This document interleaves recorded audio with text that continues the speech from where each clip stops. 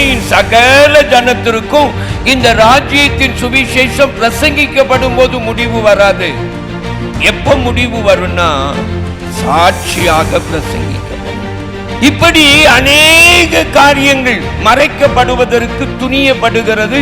கிறிஸ்தவம் அழிக்கப்பட துணியப்பட்டவைகள் எல்லாம் அழிந்து போயிற்று. நம்ம எடுத்துக்கொள்ளப்பட்ட பிறகு வெளிவர போற அந்தி கிறிஸ்துவ குறித்து ஏங்க இப்படி கடந்து மோதிட்டு கிடக்கணும்?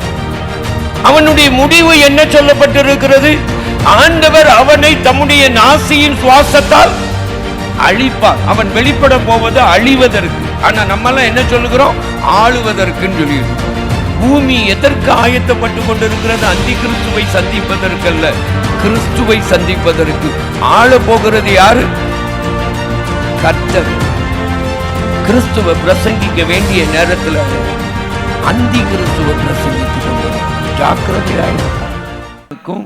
இஸ்ரவேலுக்கும் இடையில இன்னமும் அதில் நெருங்கி கலந்து கொள்ளுகிற மற்ற நாடுகள், லெபனான், அது நிமித்தம் பாதிக்கப்படுகிற மற்ற நாடுகள், கத்தார், இன்னமும் குவைத், துபாய், UAE நாடுகளில் சில அநேக நாடுகள் இதில் பாதிக்கப்படுகிறத நம்ம பார்க்குறோம். இப்படிப்பட்ட பாதிப்புகள் உண்டாகி கொண்டிருக்கிறத பார்க்குறோம்.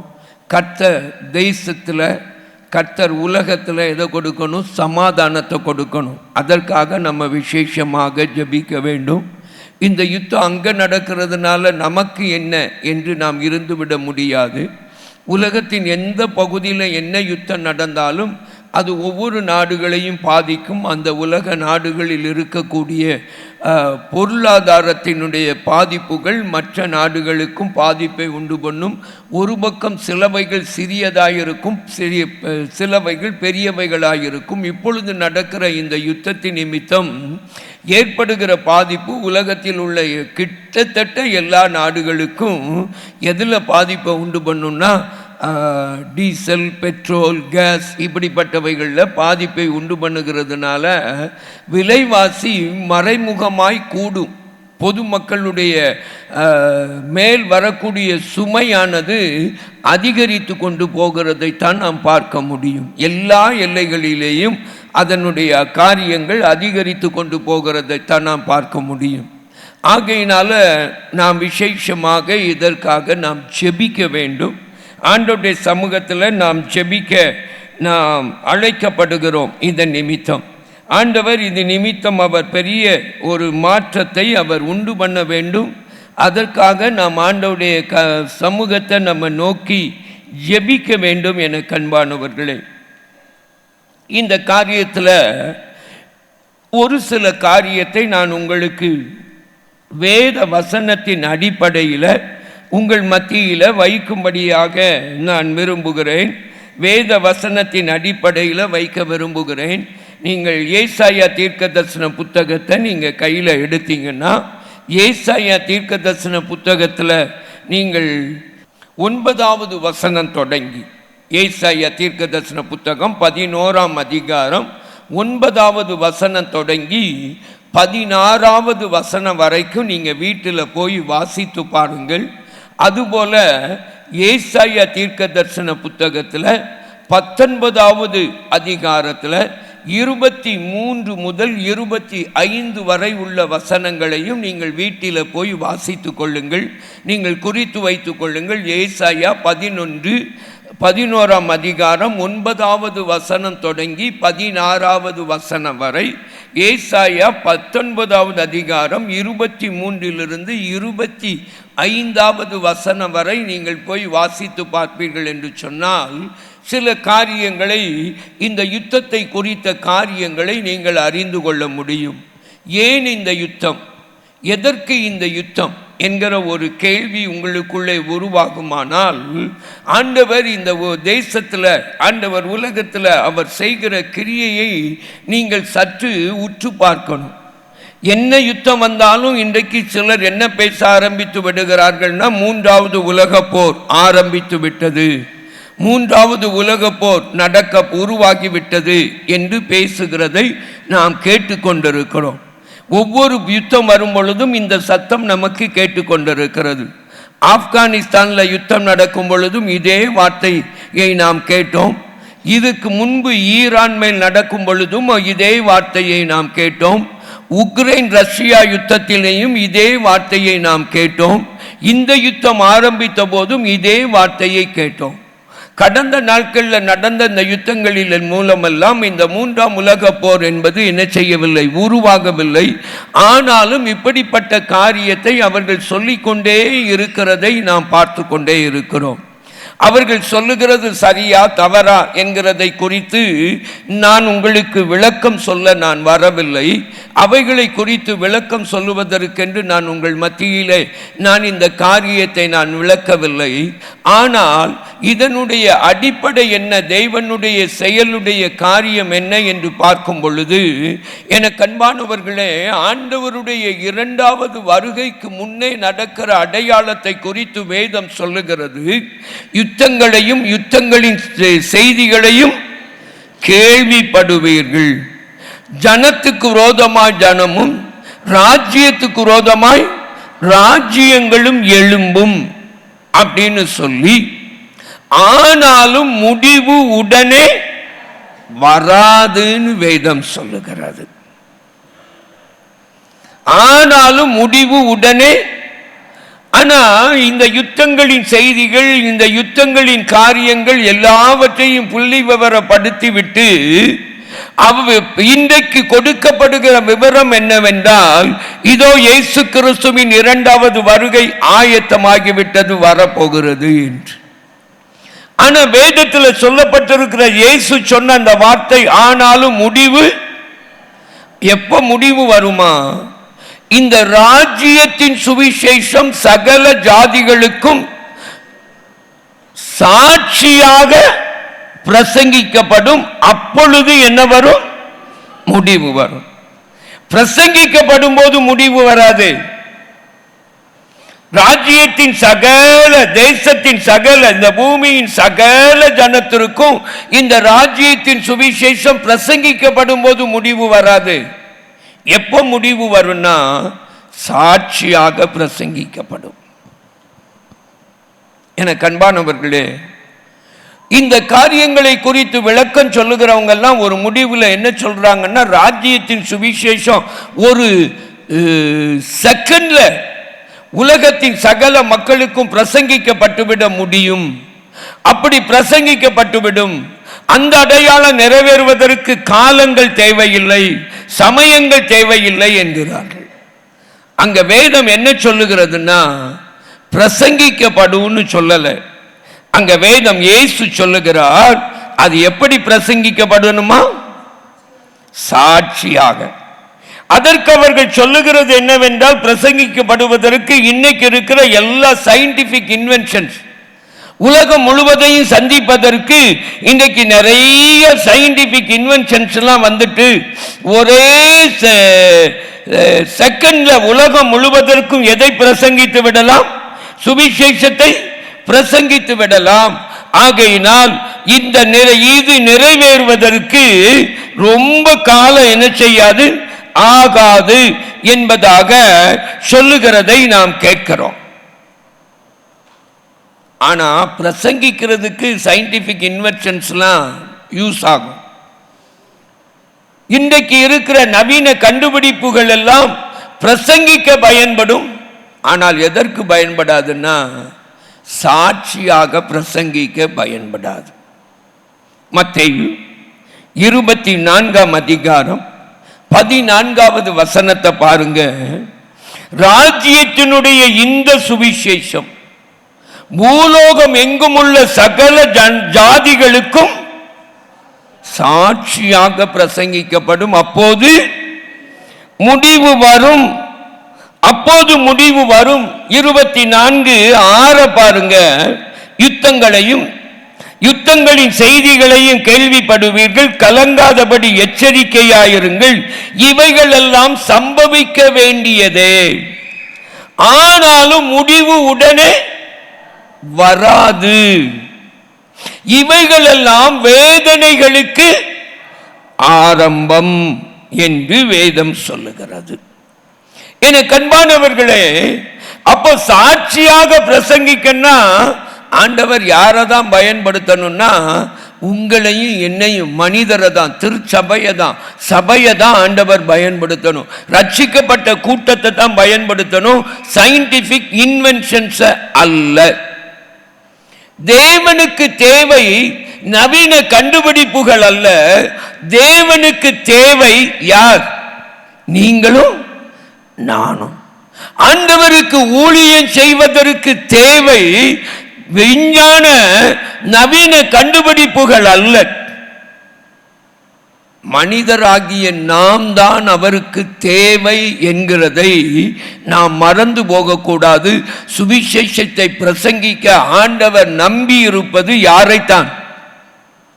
உங்களையும் என்னைத்தான், சபையைத்தான், விசுவாசிகளைத்தான், அகில உலகத்தில் உள்ள விசுவாசிகளைத்தான். சயின்டிபிக் இன்வென்ஷன்ஸை பயன்படுத்தலாமா? பயன்படுத்துங்கள், பயன்படுத்துவதற்கு தடையில்லை. ஆனால் யார் என் தேவனுக்கு தேவை? மனித தேவை. ஆகையினாலதான் ஆண்டவர் சொன்னார் பிரசங்கிக்கப்படும் சொல்லல, சாட்சியாக. ஒரு விஞ்ஞான கண்டுபிடிப்பும் சாட்சியா மாறாது. சாட்சியா மாறுறது யார்தான்? நீங்களும் நானும் தான். சாட்சியாய் மாறுவது, சாட்சி அப்படின்னு சொல்லுகிற அந்த வார்த்தைக்கு இருக்கிற வார்த்தை என்னதுன்னா விட்னஸ். டெஸ்டிமனி வேற, விட்னஸ் வேற. இப்போ சொல்லிட்டு போனாங்க பாருங்க, அது டெஸ்டிமனி, அவங்க பெற்ற நன்மை. ஆனா விட்னஸ் என்ற அந்த சாட்சியினுடைய அந்த பதம் இருக்கிறதே, அதனுடைய அர்த்தம் என்னவென்றால் சொந்த வாழ்க்கையில் கண்டு ருசித்த அனுபவம். கிறிஸ்துவை என் வாழ்க்கையில் சொந்தமாய் அனுபவித்திருக்கிறேன் என்று சொல்லுவது மனிதர் தானே ஒழிய விஞ்ஞான கண்டுபிடிப்புகள் அல்ல. விஞ்ஞான கண்டுபிடிப்புகள் அல்ல. அப்போ என்ன நடக்கணும்? சாட்சியாக அறிவிக்கப்படுவதற்கு ஆண்டவர் ஒரு உலகளாவிய எழுப்புதலை அனுப்பணும். அந்த எழுப்புதல் வரும்போதுதான் என்ன நடக்கும்னா, இந்த முடிவு என்பது கடந்து வரும். அதுவரை என்ன வராது? இந்த முடிவு என்பது வராது. அதை குறித்து தான் ஏசாயா 11:9 சொல்லுகிறது, என் பரிசுத்த பர்வதம் எங்கும் தீங்கு செய்வாரும் இல்லை, கேடு செய்வாரும் இல்லை. சமுத்திரம் ஜலத்தினால் நிறைந்திருக்கிறது போல பூமி கர்த்தரை அறிகிற அறிவினால் நிறைந்திருக்கும். பூமி கர்த்தரை அறிகிற அறிவினால் நிறைந்திருக்கும். இதுதான் இந்த எழுப்புதலின் அடையாளம் என கண்பானவர்களை. ஆண்டவர் இந்த பூமியை ஒரு எழுப்புதலால நிரப்ப போகிறார். ஒரு அல்லேலூயா சொல்லுங்க. அந்த எழுப்புதல் வரும்போது என்ன நடக்குமா பாருங்க, வாசிக்கலாம். அதே 11:16 வாசிக்கிறேன். இஸ்ரவேலர் எகிப்து தேசத்திலிருந்து புறப்பட்ட நாளில் அவர்களுக்கு இருந்தது போல அசிரியாவிலே அவருடைய ஜனத்தில் மீதியானவர்களுக்கு ஒரு பெரும் பாதை உண்டாயிருக்கும். ஏசாயா 19க்கு வாங்க. 19வது அதிகாரத்தில் 23 வாசிக்கிறேன். அக்காலத்திலே எகிப்திலிருந்து அசிரியாவுக்கு போகிற பெரும்பாதை உண்டாயிருக்கும். அசிரியர் எகிப்துக்கும் எகிப்தியர் அசிரியாவுக்கும் வந்து எகிப்தியர் அசிரியரோடும் கூட ஆராதனை செய்வார்கள்.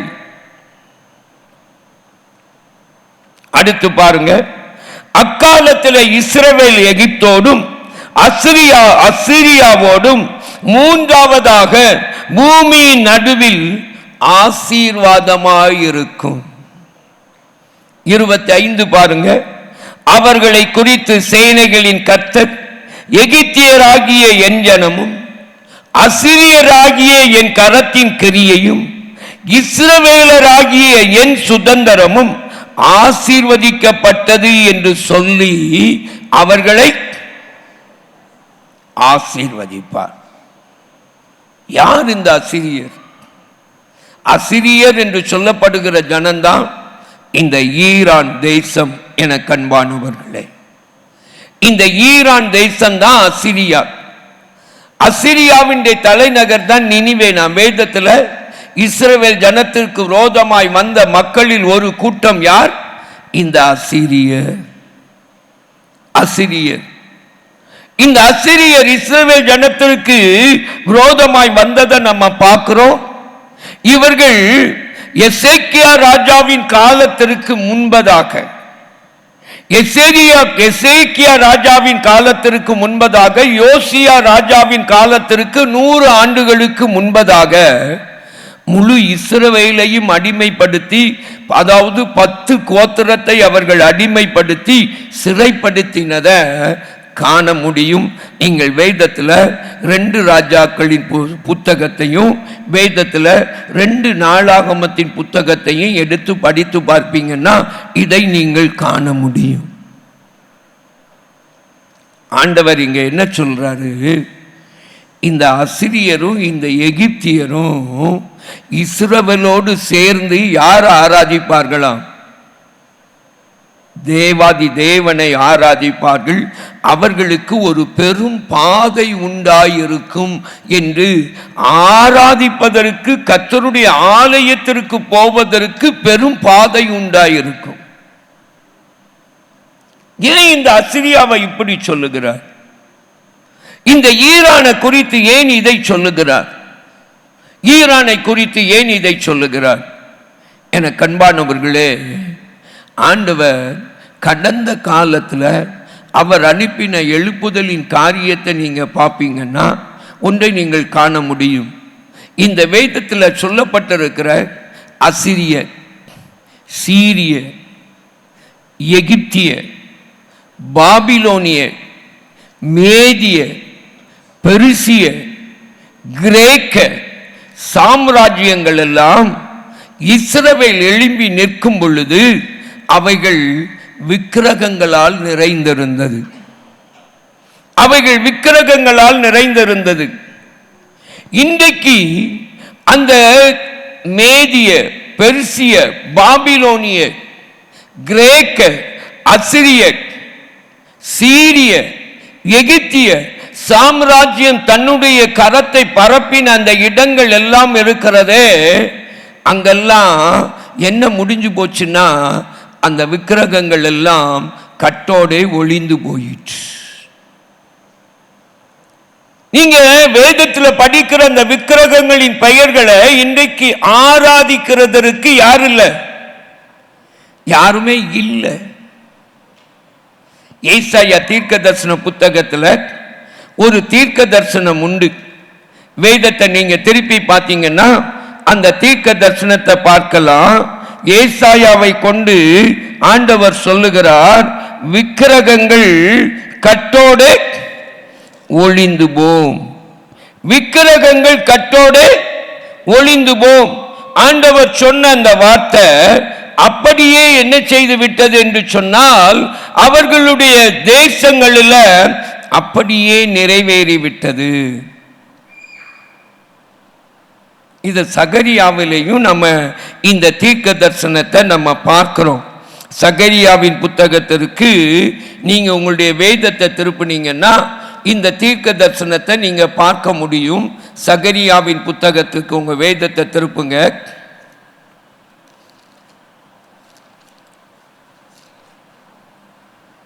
பதிமூன்றாம் அதிகாரம் 2வது வசனம். அந்நாளிலே நான் விக்கிரகங்களின் பேரும் தேசத்தில் இராதபடி அழிப்பேன், அவைகள் இனி நினைக்கப்படுவதில்லை. தரிசனம் சொல்லுகிறவர்களையும் அசுத்த ஆவியையும் தேசத்திலிருந்து போய்விடவும் பண்ணுவேன் என்று சேனைகளின் கர்த்தர் சொல்லுகிறார். இந்த தீர்க்க தரிசனம் இந்த எல்லையில் எல்லாம் நிறைவேறிவிட்டது.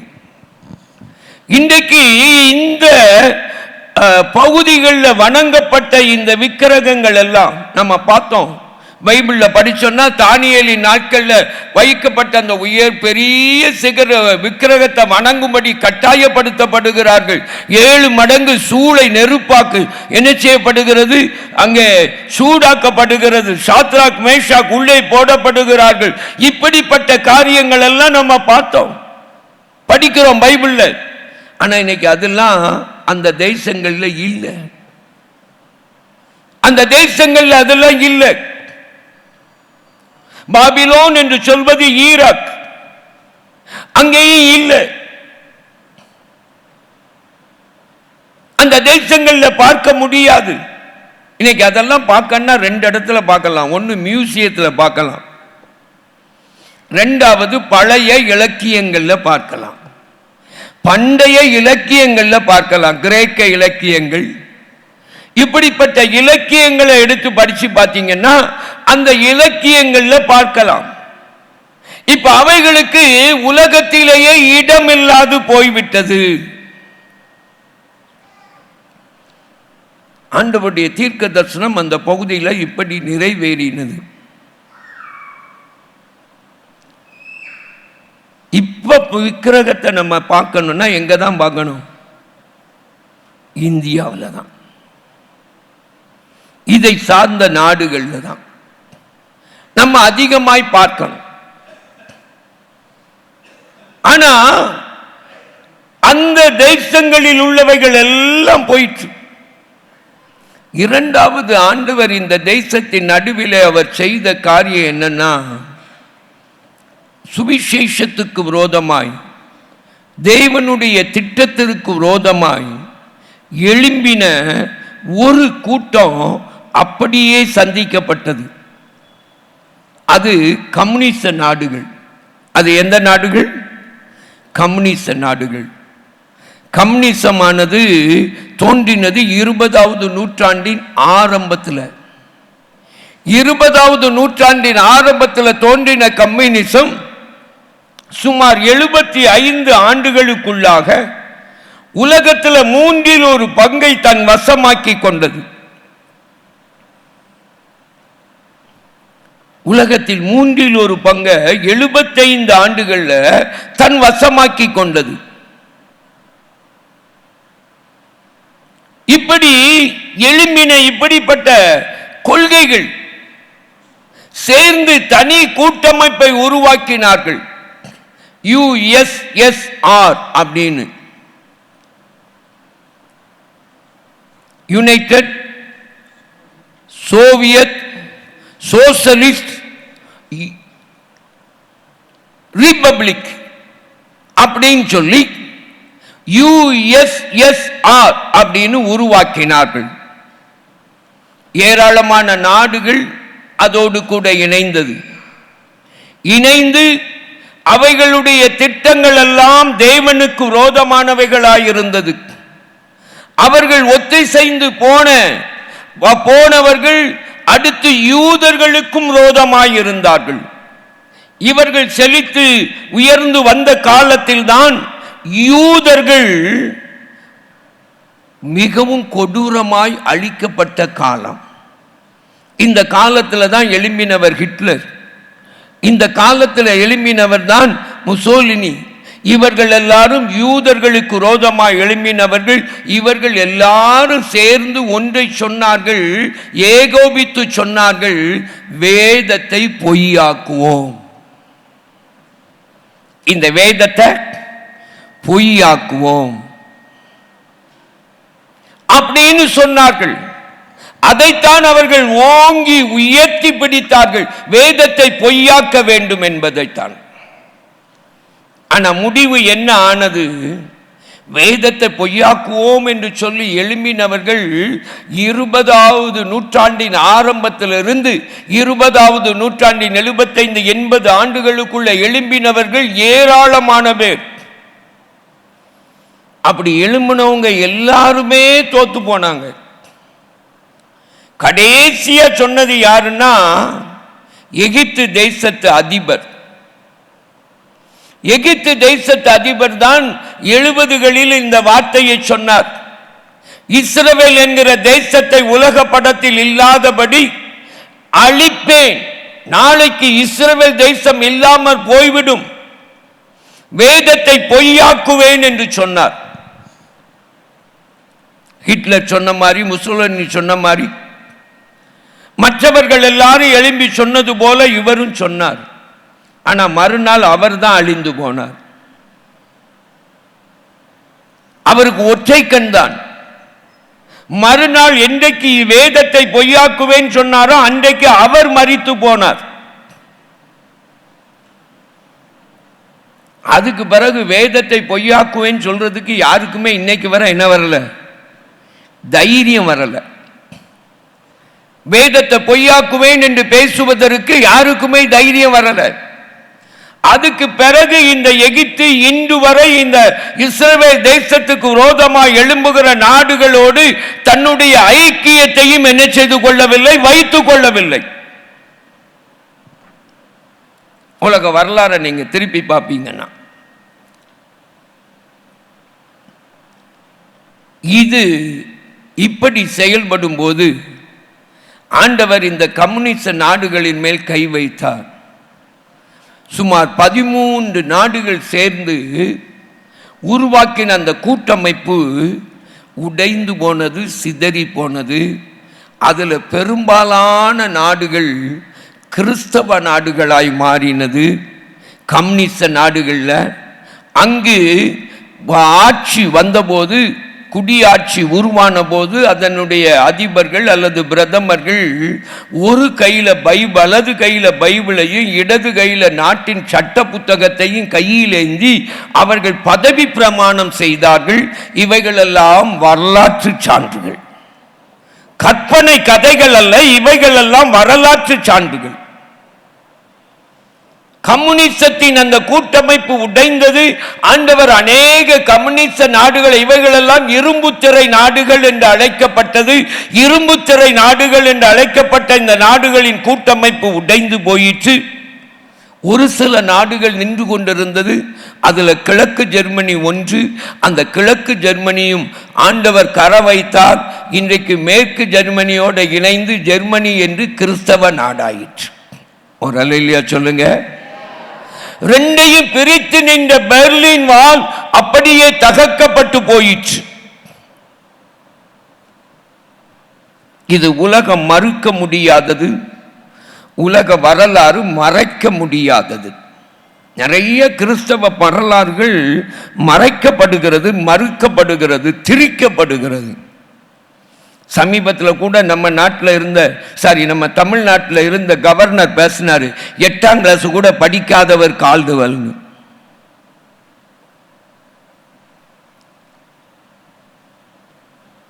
அப்பதான் உலகம் அறியக்கூடிய அளவு அவர் பெற்ற டாக்டர் பட்டத்துக்குரிய சர்டிபிகேட்டை கூட கால்டுவெல் குடும்பம் இங்கிலாந்துக்கு கொண்டு போகல. கொடைக்கானல் அவர் வாழ்ந்த வீட்டில் வைத்து விட்டு போய்விட்டார்கள் ஒரிஜினல் சர்டிபிகேட்டை. அந்த சர்டிபிகேட்டை எடுத்து உலகம் அறிகிற அளவுக்கு அவர் 8ஆம் கிளாஸ் கூட படிக்காத ஆள் இல்ல, அவர் டாக்டரேட் முடித்தவர் அப்படிங்கிறத அறிய வைக்கிறதற்கு அப்பதான் கிறிஸ்தவர்களே கண்டார்கள் சர்டிபிகேட் அங்கதான் இருக்குன்னு. எதுக்கு இதெல்லாம் சொல்றாங்கன்னா, உண்மை உலகத்துக்கு உறக்க தெரியணுங்கிறதுக்கு தான் இப்படி பொய்யெல்லாம் பேசுறாங்க.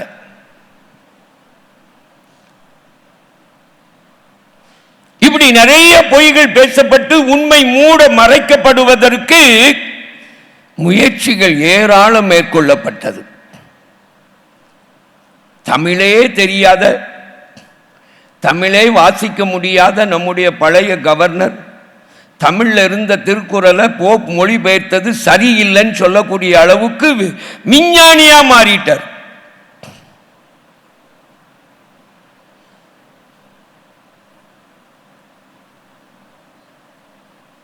இப்படியெல்லாம் உண்மை மறைக்கப்படுகிறதற்கு துணிவுகள் ஏற்பட்டிருக்கிறது வரலாற்றில்.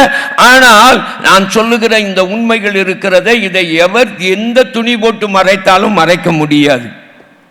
ஒரு அல்லேலூயா சொல்லுங்க. அல்லேலூயா, அல்லேலூயா. ஒன்றை தெளிவா தெரிந்து கொள்ள வேண்டும். என சதிக்கு விரோதமாய் சட்டத்தை ஏற்றுவதற்கு காரணமாய் இருந்தவர்கள் கிறிஸ்தவ மிஷனரிகள். ராஜாராம் மோகன் ராய் பெயர் மட்டும் சரித்திரத்தில் பதியப்பட்டிருக்கிறது. ராஜாராம் மோகன் ராய் இவ்விதமாய் எழும்பி வருவதற்கு காரணமாய் இருந்தது வில்லியம் கேரியோடு அவர் வைத்திருந்த உறவு, ஐக்கியம். எவ்வளவு மறைக்க முடியுமோ அவ்வளவு மறைத்து பார்க்கிறார்கள்.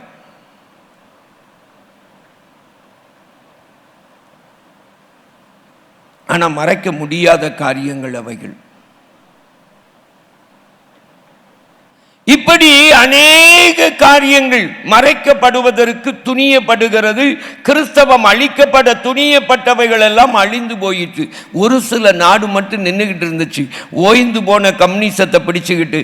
அதில் ஒன்று சீனா. தனக்கு கீழே சில நாடுகளையும் பிடித்து வைத்து கொண்டிருந்தது. அது தான் பிடித்து வைத்த அநேக நாடுகளை இன்றைக்கு இழந்திருக்கிறது மட்டுமல்ல, அது தன்னுடைய கம்யூனிசத்தின் வீச்சினுடைய வலிமையை எவ்வளவோ குறைத்து விட்டது. இன்னும் ஒரே ஒரு நாடு நின்றுகிட்டு இருக்கு, வடகொரியா. இவைகள் எல்லாம் தன்னுடைய இழந்து போன தோற்று போன சித்தாந்தத்தை தவறாய் பிடித்துக் கொண்டு நிற்கிறது. அது நிமித்தம் ஏற்படுகிற தோல்விகள் எல்லாம் உலகம் அறிந்திருக்கிற உண்மைகள். ஆண்டவர் கம்யூனிசத்தின் கோட்டையை உடைச்சிட்டாரு. முதலாவது நான் சொன்ன சாம்ராஜ்யத்தில் இருந்த விக்கிரகத்தின் கோட்டையை எல்லாம் அவர் உடைத்தார். இரண்டாவது கம்யூனிசத்தின் கோட்டை உடைந்தது. இப்போ உடைய வேண்டியது எதுனா, அவர் இருப்பு தாழ்பால்களை இருப்பு கதவுகளை உடைத்து வெண்கல தாழ்பால்களை முறிக்கிறவர்.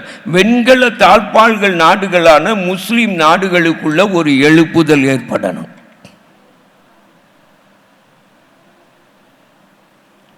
உலகத்தில் கிறிஸ்தவத்திற்கு அடுத்து இரண்டாவது பெரிய ஜனத்தொகையை உடையது இந்த ஜனம். இவர்களுக்கெல்லாம் அடிப்படையாய் இருந்து செயல்பட்டு கொண்டிருக்கிற நாடுகள்ல முக்கியமான நாடு ஈரான். இன்னைக்கு ஆண்டவர் இந்த தேசத்தில் கை வைத்திருக்கிறார்னா அங்க அவர் ஒரு எழுப்புதலை அனுப்பி கொண்டிருக்கிறார். ஒரு அல்லேலூயா சொல்லுங்க. இப்ப வருகிற செய்திகள், ஈரான் தேசத்தில் சபையாய் மக்கள் கூடி ஆராதித்து கொண்டிருக்கிறார்கள். ஒரு அல்லேலூயா சொல்லுங்க. அல்லேலூயா, அல்லேலூயா. நிறைய முஸ்லிம் தேசங்களில் உள்ள சட்டங்கள் மாற்றப்பட்டிருக்கிறது. ஆலயங்கள் கட்ட அனுமதி கொடுக்கப்பட்டிருக்கிறது. ஆனால் அதுக்கு மிகவும் விரோதமாக இருக்கிற இந்த தேசத்திலையும் கர்த்தருடைய கரம் இறங்கி இருக்கிறது. அப்போ இந்த எழுப்புதல் அனுப்புறதுக்கு வழி யுத்தம் தானா அப்படின்னு நீங்கள் என்னை பார்த்து கேட்கலாம். யுத்தத்தின் மூலம் எழுப்புதலை அனுப்புவது என்பது தேவனுடைய பரிபூரண சித்தம் அல்ல.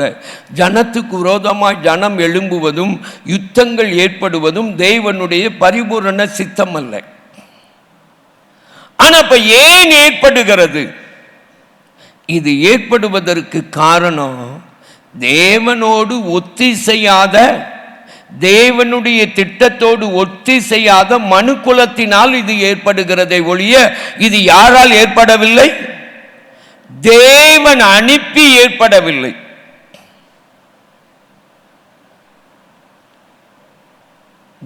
தேவனுடைய சித்தத்திற்கு இது 100% விரோதமானது. ஆனால் இவைகள் அனுமதிக்கப்பட வேண்டியதாய் மாறிவிடுகிறது. எதனால? மனிதர்களின் தவறுனால.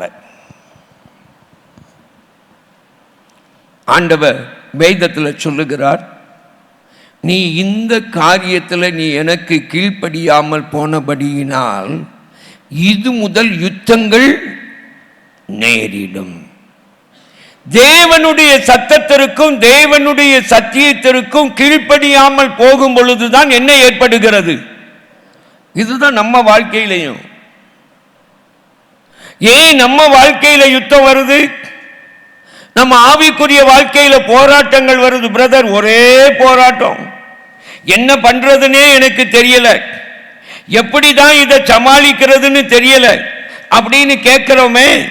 அதுக்கு காரணத்தை யாக்கோபின் புத்தகம் தெளிவாய் சொல்லுகிறது. யாக்கோபு எழுதின நிருபத்துக்கு உங்க வேதத்தை கொஞ்சம் திருப்புங்க. வேதத்தை கொஞ்சம் திருப்புங்க. 4வது அதிகாரம் 1வது வசனம். உங்களுக்குள்ளே யுத்தங்களும் சண்டைகளும் எதினாலே வருகிறது? உங்கள் அவயவங்களில் போர் செய்கிற இச்சைகளினாலே அல்லவா? நீங்கள் இச்சித்தும் உங்களுக்கு என்ன செய்யவில்லை? கிடைக்கவில்லை.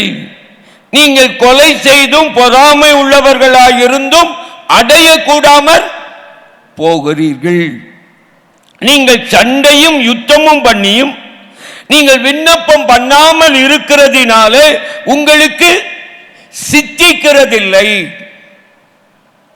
இந்த வார்த்தை தேசங்களுக்கும் பொருந்தும், தனி மனிதனுக்கும் பொருந்தும், ஒரு குடும்பத்திற்கும் பொருந்தும், சபைக்கும் பொருந்தும், ஊழியத்திற்கும் பொருந்தும். நீங்கள் விண்ணப்பம் பண்ணியும் உங்கள் இச்சைகளை நிறைவேற்றும்படி செலவழிக்க வேண்டும் என்று தகாத விதமாய் விண்ணப்பம் பண்ணுகிறபடியினால் நீங்கள் பெற்றுக்கொள்ளாமல் இருக்கிறீர்கள். அப்போ தேவனுடைய சித்தத்திற்கு ஏற்ப வாழ்வதுதான் தகுந்த விதம். தேவனுடைய சித்தத்திற்கு ஏற்ப வாழ்வதுதான் இச்சைகளை நிறைவேற்ற ஒப்பு கொடுத்து வாழ்கிற வாழ்க்கை அல்ல, தேவனுக்கு ஒப்பு கொடுத்து வாழ்கிற வாழ்க்கை. அதற்கு விரோதமாய் இருக்கிறதுனால தான் என்ன வருகிறது? யுத்தங்கள். ஆனா இதன் நடுவில் ஆண்டவர் தம்முடைய சித்தத்தை அவர் நிறைவேற்றுகிறவர். ஒரு அல்லேலூயா சொல்லுங்க.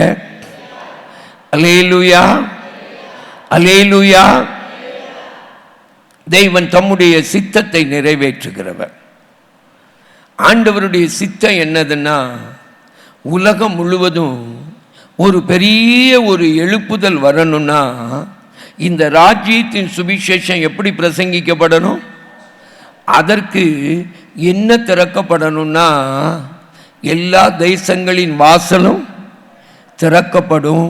திறக்கப்பட்டு வேதம் சொல்லுகிறது போல எகிப்திலிருந்தும் அசிரியாவிலிருந்தும், எகிப்து, அசிரியா, இஸ்ரவேல் மூன்று என்ன செய்யும்? தேவனுக்கு முன்பாக ஆசீர்வாதமாயிருக்கும். தேவனை ஆராதிக்கிறவர்கள் எகிப்திலிருந்தும் அசிரியாவிலிருந்தும் எங்கே வருவார்கள்? இஸ்ரவேலுக்கு வருவார்கள். பெரும்பாதை உண்டாயிருக்கும். ஒரு அல்லேலூயா சொல்லுங்க. அங்க போற பாதை இங்க போற பாதெல்லாம் அடைக்கலாம். அந்த ஜலசந்தியை அடைக்கிறோம், இதை அடைக்கிறோம், போக முடியாது அப்படின்னு அடைக்கலாம். எதை அடைச்சாலும் எரிகோவின் வாசலை அடைத்த போது ஆண்டவர் எரிகோவின் மதில தகர்த்து வாசலை திறந்தவர். இந்த உலகளாவிய எழுப்புதலுக்கு ஆண்டவர் வாசலை திறப்பார். ஒரு அல்லேலூயா சொல்லுங்க. இந்த எழுப்புதல் வராம ஆண்டவருடைய வருகை வரப்போறதும் இல்லை. இந்த எழுப்புதல் வரும்போது தான் எருசலேம் தேவாலயம் கட்டப்படும். ஆனால் எருசலேம் தேவாலயம் கட்டப்படுவதற்கு எல்லாம் சபதரிக்கப்பட்டாயிற்று. அது இப்போ முடிஞ்சிடும். உடனடியாக ஒரே நாளில் 24 மணி நேரத்தில் கட்டிடுவாங்க. பக்கத்துலேருந்து இன்ஜினியரிங் பிளான்லாம் போட்ட மாதிரி நம்ம ஆட்க பேசிக்கிட்டு இருக்கோம்.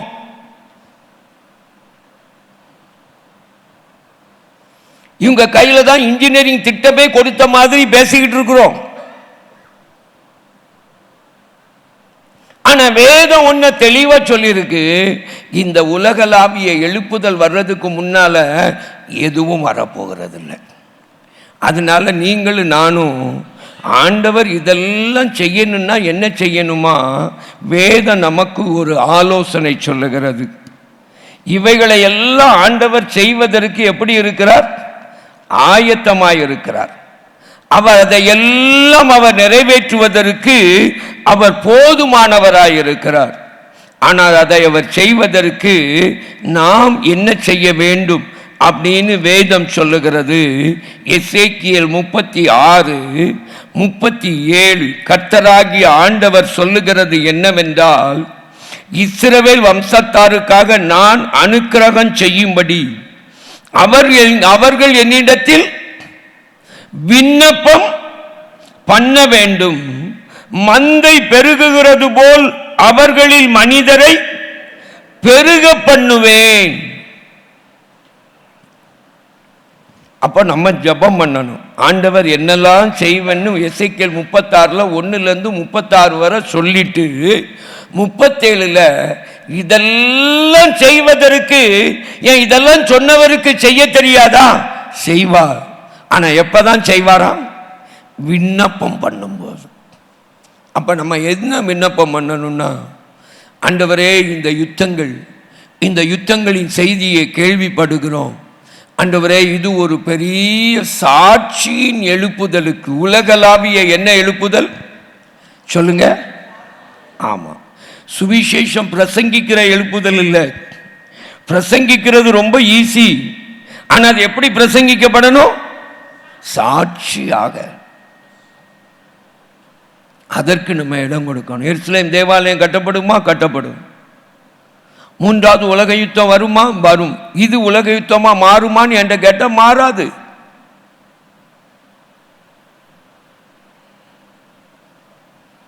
என வேதம் அதை தெளிவாய் சொல்லுகிறது. மூன்றாவது உலக யுத்தம் எங்கே ஆரம்பிக்கும், யாரால் ஆரம்பிக்குங்கிறதெல்லாம் வேதம் சொல்லுகிறது.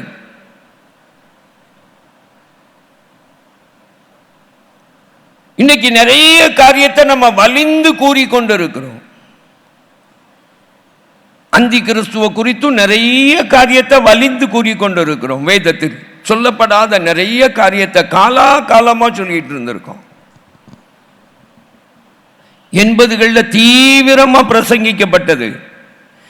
பீஸ்ட் அப்படின்ன ஒரு கம்ப்யூட்டர், இசிசிங்கிற யூரோப்பியன் காமன் கம்யூனிட்டின்னு ஒன்று உருவாக்குனாங்க. அதில் அவர்கள் சேர்ந்து உருவாக்கின ஒரு கம்ப்யூட்டர் பீஸ்ட் அப்படின்னு அதற்கு பெயர் வைத்தார்கள். ஹோல் டேட்டாவை ஸ்டோர் பண்றதுக்கு. இதுதான் அந்தி கிறிஸ்து, பீஸ்ட் மிருகம் அப்படின்னு பெயர் வைத்திருக்கிறார்கள். அந்தி கிறிஸ்து மனிதன், ஒரு இயந்திரம் அல்ல.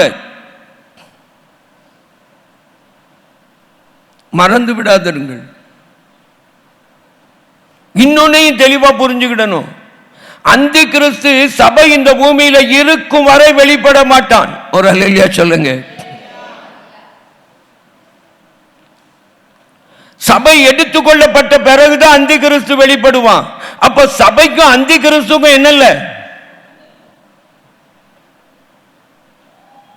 சபைதான் அந்தி கிறிஸ்து வெளிப்பட விடாம தடுக்கிற ஒரு வல்லமை உள்ள தேவனுடைய ஆயுதம். ஒரு அல்லேலூயா சொல்லுங்க.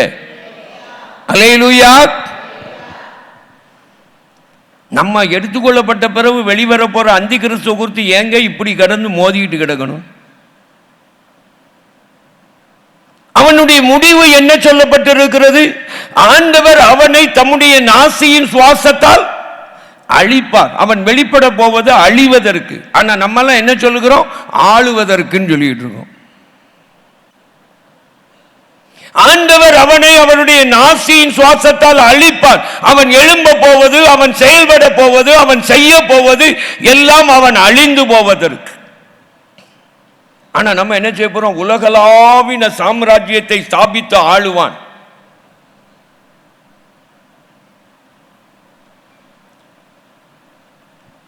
கிறிஸ்துவ பிரசங்கிக்க வேண்டிய நேரத்தில் யார பிரசங்கித்து கொண்டிருக்கிறோம்? அந்தி கிறிஸ்துவ பிரசங்கித்துக் கொண்டிருக்கிறோம். ஜாக்கிரதையா இருப்போம், ஜாக்கிரதையா இருப்போம்.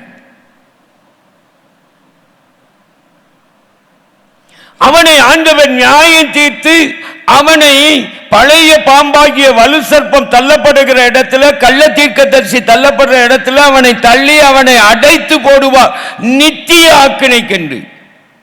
அதான் வேதம் சொல்லுது. அவன் நித்தியமாய் வாதிக்கப்பட போகிறான். நம்ம என்ன சொல்லிட்டு இருக்கிறோம்? அவன் ஆள போகிறான்.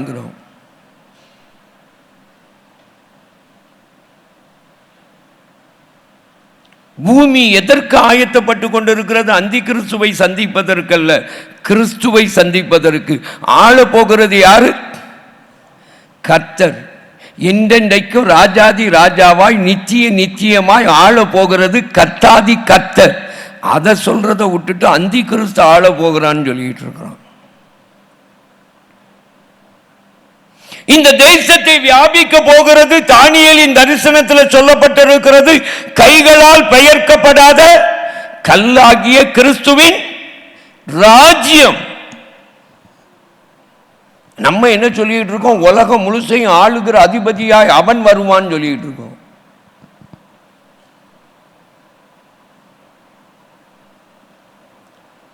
இன்றைக்கு பிரசங்கிக்கப்பட்டு நிலைநிறுத்தப்பட வேண்டியது. ஆண்டவர் சொன்னார், உம்முடைய ராஜ்யம் வருவதாகன்னு ஜெபம் சொல்லி கொடுத்தார். நம்ம என்ன சொல்லிட்டு இருக்கிறோம்? ரொம்ப ஜாக்கிரதையா இருங்க, ரொம்ப ஜாக்கிரதையா இருங்க. ஒருவேளை நான் சொல்றது எல்லாரும் சொல்றதுக்கும் மாறுதலா இருக்க, பொற்சொல்லு நாசிர் வித்தியாசமா சொல்றானே நினைக்காதீங்க.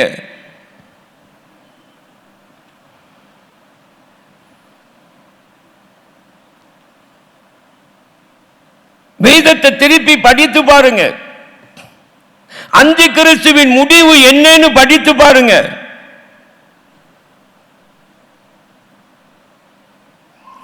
அவன் எழும்பி எப்படி அவன் நாசம் அடைந்து போவான்னு வேதம் சொல்லுது. அவன் நாசம் அடைவான்னு, முடிவிலே அவன் நாசம் அடைவான்னு.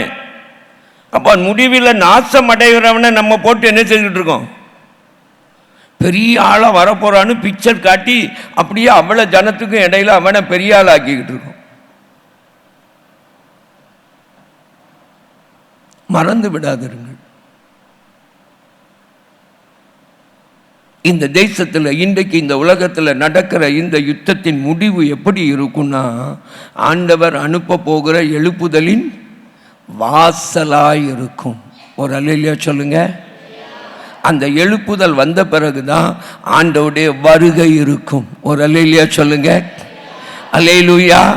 அவருடைய ரகசிய வருகை இருக்கும். ஒரு அல்லேலூயா சொல்லுங்க. அல்லேலூயா, அல்லேலூயா. இந்த எழுப்புதலுக்கு இன்னொரு காரியமும் சேர்ந்து நிறைவேறணும். யூதர்கள் மத்தியில ஒரு எழுப்புதல் வரணும். அதை வேதம் சொல்லுகிறது. ரோமர் 9, 10, 11 அதிகாரங்கள் வீட்டில் போய் படிச்சு பாருங்க. இதை நான் முழுசையும் விளக்கிக்கிட்டு இருக்கேன், எனக்கு நேரம் இல்லை. இப்ப நாம் ஜெபிக்க போகிறோம். இந்த உலகளாவிய எழுப்புதலை தேவன் அனுப்பும்படியாய், அதற்கு காரணமாய் இன்றைக்கு உலகத்தின் நிகழ்வுகள் எதுவாயிருந்தாலும், எங்கு நிகழ்கிறதா இருந்தாலும், அது அமெரிக்கால இருக்கட்டும், அது இந்தியாவிலேயா இருக்கட்டும், அது பாகிஸ்தான்லயா இருக்கட்டும், அது இஸ்ரேலையா இருக்கட்டும், அது ஈரான்லயா இருக்கட்டும், அல்லது அது உக்ரைன்ல ரஷ்யாலயா இருக்கட்டும், எல்லாம் தேவன் அனுப்ப போகிற எழுப்புதலுக்கு அது காரணிகளாய் மாறுவதற்கு ஜெபிக்க போகிறோம். அப்படியே எழுந்து நிற்போமா?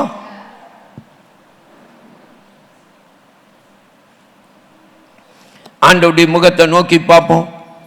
அப்படியே 2 பேரை கையை பிடிங்க. ஆண்டவரே, இந்த உலகளாவிய எழுப்புதலை ஆண்டவரே நீர் அனுப்பும். ஆண்டவரே, சாட்சியாய் உம்முடைய சுவிசேஷம் பிரசங்கிக்கப்படுவதற்கு காரணிகளாய் எங்களை மாற்றும். எல்லா நிகழ்வுகளும் உலகத்தில் உம்முடைய நாமம் பிரஸ்தாபப்படுவதற்கு வழியாய் வாசலாய் மாறுவதாக உம்முடைய சித்தம் பரலோகத்தில் செய்யப்படுவது போல பூமியில செய்யப்படட்டும். அப்படி செய்யப்படும் போது இந்த பூமியில யுத்தங்களே இராது. இந்த பூமியில யுத்தங்களே இராது. உம்முடைய ராஜ்யம் வருவதாக, உம்முடைய ராஜ்யம் வருவதாக. ஆண்டவருடைய முகத்தை நோக்கி பார்த்து சொல்லுங்க. ஆண்டவருடைய முகத்தை நோக்கி பார்த்து சொல்லுங்க. பரமண்டல ஜெபத்தை நீங்க எப்பவும் சொல்றீங்க, எப்படி உணர்ந்து சொல்றீங்கன்னு தெரியாது. இப்போ உணர்ந்து சொல்லுங்க. உம்முடைய ராஜ்யம் வருவதாக, பரலோகத்திலே உம்முடைய சித்தம் செய்யப்படுவது போல பூலோகத்திலும் செய்யப்படுவதாக. உம்முடைய சித்தம் பூலோகத்தில் செய்யப்படுவதற்கு, பரலோகத்தில் செய்யப்படுவதற்கு தடையா செய்யப்படுவது போல பூலோகத்தில் செய்யப்படுவதற்கு தடையா இருக்கிற எல்லா எலிமெண்ட்ஸும், எல்லா கிரியைகளும், எல்லா செயல்களும் ஜெயமெடுக்கப்படுவதாக, ஜெயமெடுக்கப்படுவதாக. கர்த்தர் ஜெயம் எடுப்பீராக, கர்த்தர் ஜெயம் எடுப்பீராக, கர்த்தர் ஜெயம் எடுப்பீராக. Oh mighty Jesus, hallelujah, hallelujah, hallelujah, hallelujah, hallelujah. Amen, amen, amen. இணைந்து ஜெபிங்க, இணைந்து ஜெபிங்க, இசைந்து ஜெபிங்க. Oh glory to Jesus, oh glory to Jesus, oh glory to Jesus, oh glory to Jesus. Hallelujah, hallelujah, hallelujah. Imamama shagabadala ridala limana ramagadala liba kababa badala riba kababa babalaba kababa dalaba. Oh glory to Jesus. Amen. இது அழிவுக்கல்ல, தேவன் அனுப்புகிற எழுப்புதலுக்கு, தேவன் அனுப்புகிற எழுப்புதலுக்கு. ஆண்டவரே, நீர் அப்படி மாற்றும், அப்படி மாற்றும் எங்களுடைய தேசம். ஆண்டவரே, இந்த உலகின் ஒவ்வொரு தேசங்களும் ஆண்டவரை உம்மை சந்திப்பதற்கு ஆயத்தப்படட்டும். உம்மை சந்திப்பதற்கு, உன் தேவனை சந்திக்க ஆயத்தப்படு, உன் தேவனை சந்திக்க ஆயத்தப்படு. உலகின் ஒவ்வொரு நாடுகளும், உலகின் ஒவ்வொரு தேசங்களும். Oh glory to Jesus, oh glory to Jesus, oh glory to Jesus, oh glory to Jesus. Hey mama makaba badala liba gaba dana shankala liba kaba badala liba dana boshi. Hey mama makaba badala liba kaba badala rimana ramana gandala la badala ba. Ola மூன்றாவது உலகமாக யுத்தத்தை கொண்டு வருவது தெய்வ சித்தமல்ல, அது தெய்வ திட்டமல்ல. யுத்தங்கள் என்பதே தெய்வ திட்டம் அல்ல. ஆனால் உலகளாவிய ஒரு எழுப்புதல், சாட்சியின் எழுப்புதலை கொண்டு வருவது தெய்வ சித்தம். பரலோகத்தில் தெய்வ சித்தம் செய்யப்படுவது போல பூமியிலே செய்யப்படுவது தெய்வ சித்தம்.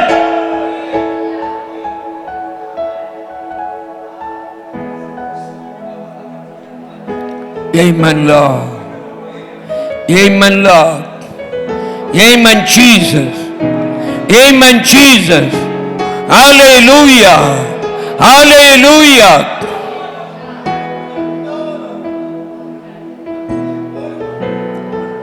Oh Lord, உமக்கு நன்றி, உமக்கு நன்றி. கர்த்தர் எங்களுடைய ஜெபங்களை கேட்கிறதற்காக உமக்கு ஸ்தோத்திரம். ஆண்டவரே, ஒரு உலகளாவிய எழுப்புதலை தேவரீர் கொண்டு வருவதற்கு சபையாகிய விசுவாசிகளாகிய எங்களை நீர் ஆயத்தப்படுத்துகிறதற்காய் ஸ்தோத்திரம். எங்களுடைய தேசத்தின், உலகத்தின் ஒவ்வொரு சபைகளும் ஆண்டவரே, இந்த எழுப்புதலை உம்முடைய சித்தம் பரலோகத்தில் செய்யப்படுகிறது போல பூமியிலே செய்யப்படுகிற எழுப்புதலை, உம்முடைய ராஜ்யம் வருகிறத எழுப்புதலை கொண்டு வருகிற கருவிகளாய் மாறுகிறதற்காக ஸ்தோத்திரம்.